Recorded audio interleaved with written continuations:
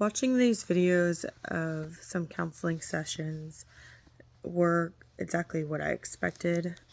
My expectations of what a counseling session would look like are all based on previously attending some marriage counseling myself, as well as taking one of my children for some behavioral counseling due to some of her outbreaks based on moving around from the military lifestyle and her just helping her cope with that.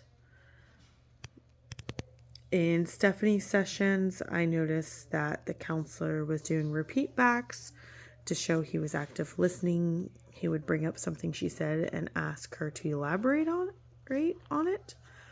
During Mariah's session, the counselor was asking about her feelings towards decisions that she was making and asked if she could have approached it any differently.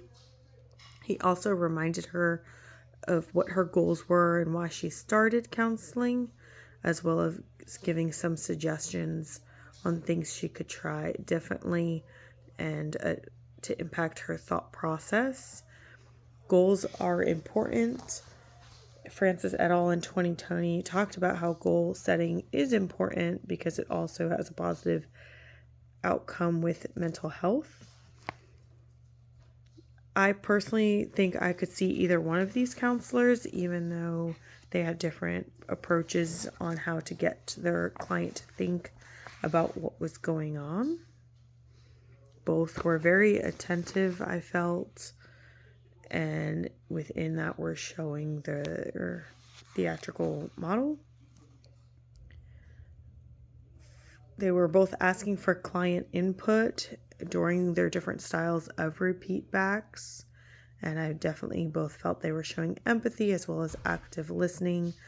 If you refer to the solar model mentioned in Simmons et al. On page 341, and the way that the empathy could come through via active listening.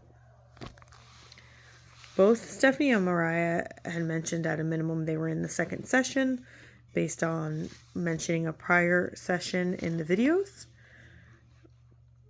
As mentioned earlier, though, Mariah's counselor was giving suggestions on ways she could approach things differently, as well as gave her some homework, some things to try in between sessions for them to get back to and see how it made her feel and if she was able to do them in between sessions. So my question is, do you as a counselor feel that that is appropriate? And do you have a time frame when you do think it is appropriate to give suggestions on actions for your client to take?